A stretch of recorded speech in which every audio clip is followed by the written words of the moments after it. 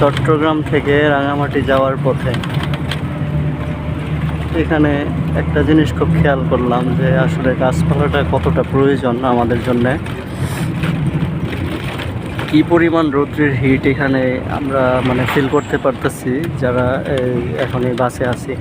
হঠাৎ হঠাৎ যখন গাছ থাকে না আর মানে এত রৌদ্র বলার বাইরে। এই যে একটা পাহাড় দেখা যাচ্ছে, তো গাছগুলা থাকার কারণে রাস্তাটার মধ্যে রৌদ্রের হিটটা লাগে না এবং আমাদের যে একটা ঠান্ডা একটা আবহাওয়া এটা আসলে পাওয়া যায়।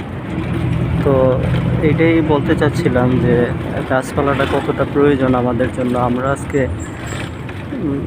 এইখানে আসার পরে আসলে অনুধাবন করতে পারতেছি যে আমরা কিভাবে আমাদের এই দেশটাকে নষ্ট করে ফেলতেছি। রাস্তাঘাট করে সব গাছপালা কেটে আজকে আমরা শুধু আমাদের